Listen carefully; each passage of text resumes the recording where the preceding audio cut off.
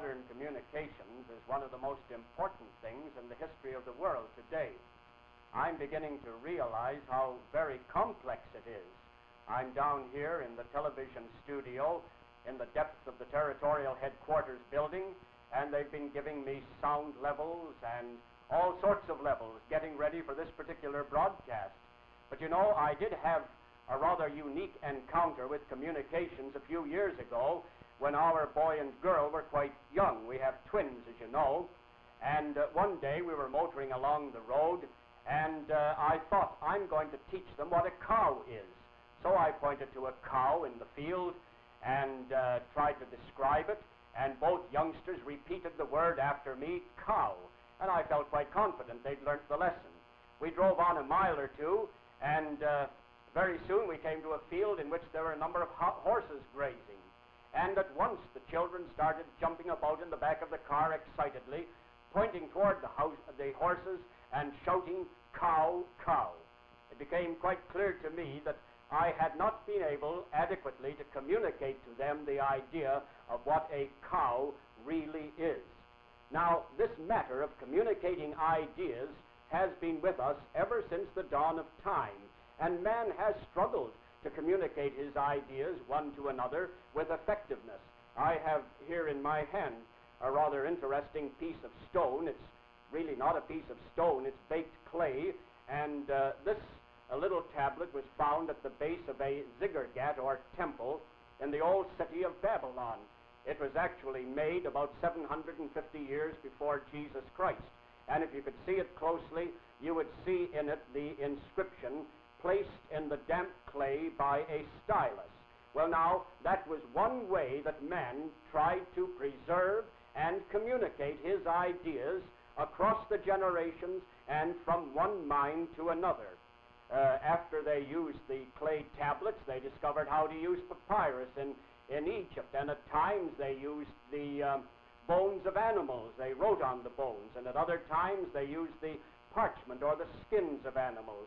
I brought along with me a very interesting document. It's actually an indenture, but it is an idea to convey, a plan to convey an idea from one mind to another. This is made of parchment or sheepskin, and this actual indenture was prepared in Anno Domini 1644, and it says here, in the reign of King Charles the First of England, Scotland, and Ireland. Well, of course, as time went on, men discovered many other ways of communicating their ideas, and thousands, millions of books, in fact, have poured from the printing presses of the world, and we're glad to say that the Bible is still the world's bestseller. But you know, you and I have moved into an era of unparalleled opportunity in the matter of communications. For two new media of communications have been opened for us, the radio, which has been with us for a good many years, and the television.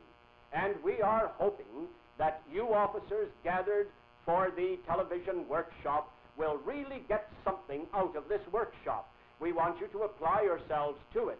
We want you to get all the know-how that you can, discover the techniques, so that when you stand before a mic or when you face the barricades of light in a television studio, you'll feel perfectly at ease and you'll be ready to deliver your message. Now, may I remind you of one very important thing. There's no point in you standing before the mic or standing before the television camera if you haven't a message to give. And the message you have to give is not the message of your own personality, though that's important. It's not the message about the Salvation Army, though that's important. The basic message you must deliver is the message of the redeeming grace of God, making its impact upon the lives of people and upon society everywhere. So I hope when you go back to your corps or your institutions or back to your PRD job, and in the future you get a chance to communicate to people over the radio and on television, that you'll remember this. My job is to get across to the minds of people the fact that God lives, that Jesus died and rose again. Communicate to them the saving grace of God. I wish you success, and I hope you'll gain something very much worthwhile from this television clinic. God bless you all.